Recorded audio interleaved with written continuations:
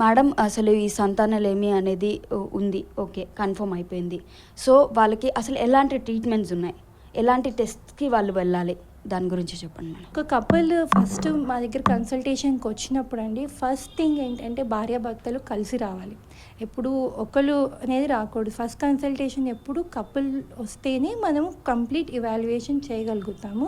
వాళ్ళు వచ్చినప్పుడు వాళ్ళు ప్రీవియస్గా తీసుకున్న ట్రీట్మెంట్ అన్నీ తీసుకుని, రిపోర్ట్స్ అన్నీ తీసుకుని వస్తే మనకి ఇంకా చాలా బెనిఫిట్ ఉంటుంది. ఒకసారి వాళ్ళు కపుల్ వచ్చిన తర్వాత జనరల్గా గర్భం ఎట్లా వస్తుంది అంటే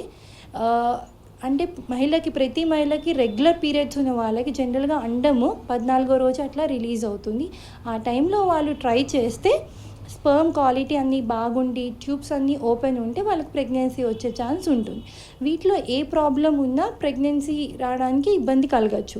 సో ఒక కపుల్ మనల్ని కన్సల్ట్ అయినప్పుడు మనం డీటెయిల్గా హిస్టరీ తీసుకున్న తర్వాత ఫస్ట్ థింగ్ మనం చేయాల్సిన టెస్ట్ భర్త వీర్యకణాల పరీక్ష. అది చాలా చాలా ఇంపార్టెంట్. మనకి మేల్స్లో చేసేది ఏకైక ఇంపార్టెంట్ టెస్ట్ సెమెన్ ఎనాలిసిస్.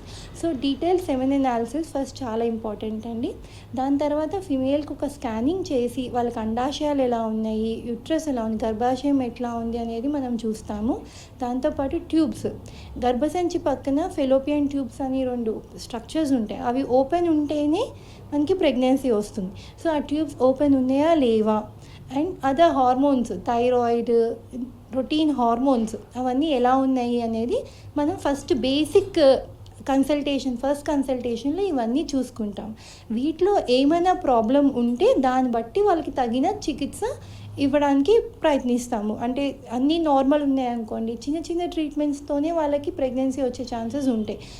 దానిలో ఏమైనా ఇబ్బందులు ఉంటే దానికి తగ్గట్టు మనకి చాలా అడ్వాన్స్డ్ ట్రీట్మెంట్స్ వచ్చాయి ఇన్ఫర్టిలిటీలో. దాన్ని బట్టి మనము స్పెసిఫిక్ ట్రీట్మెంట్స్ వాళ్ళకి ఇస్తాము. థ్యాంక్స్ టు యోయో టీవీ అండి. యాక్చువల్లీ